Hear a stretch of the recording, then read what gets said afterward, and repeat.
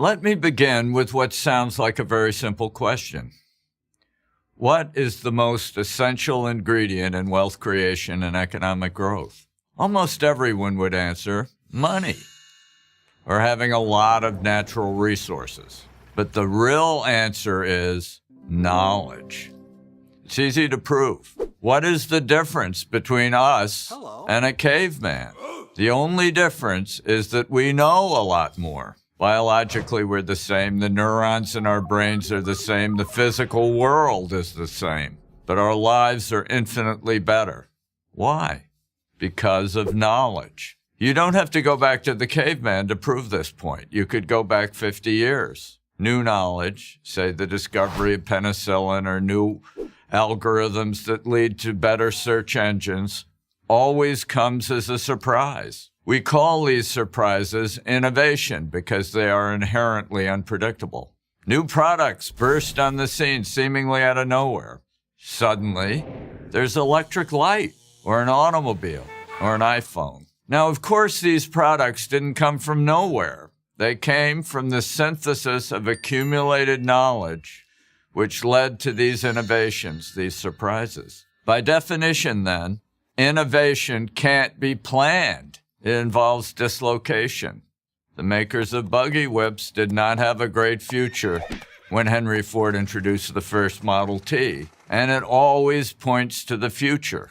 Innovation, new knowledge, leads to not only new products, but new companies and whole new industries. And innovation creates wealth, wealth that is ultimately distributed all through an economy.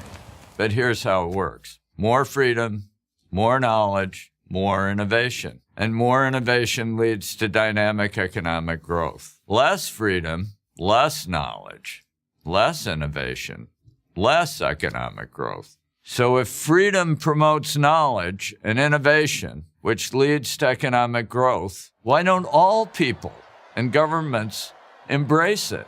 To understand that, we have to return to what I said earlier about innovation being a surprise, being unpredictable. This unpredictability makes many people uncomfortable. Their goal is to eliminate surprise. One finds this in all utopian visions, from communism to socialism, to the belief that through complex insurance packages, bankers could protect themselves from a catastrophic mortgage meltdown. In Europe, with its failing welfare states, and more in the U.S., we see this desire to eliminate surprise in the ever-expanding role played by government.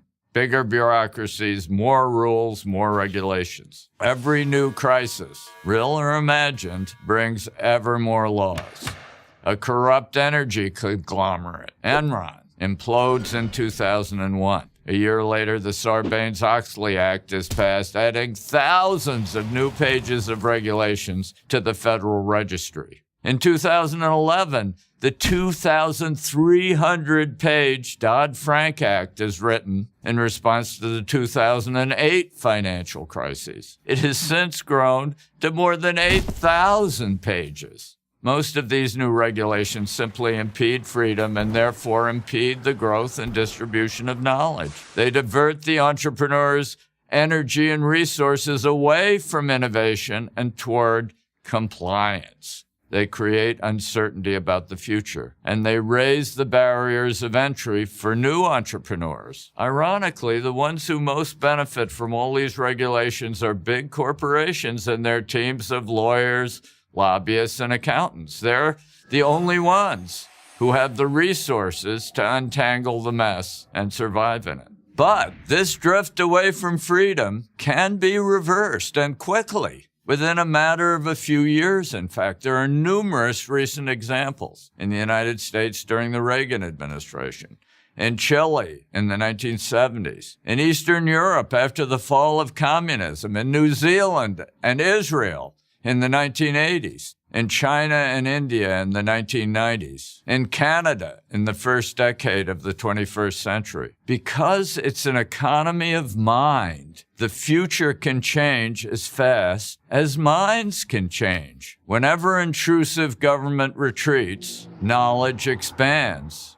and new prosperity follows. The opportunity for dynamic growth exists not only in the United States, but all over the world, if we're only courageous enough and free enough to seize it. I'm George Gilder for Prager University. Join Prager University, subscribe to our YouTube channel, and sign up for free at prageru.com.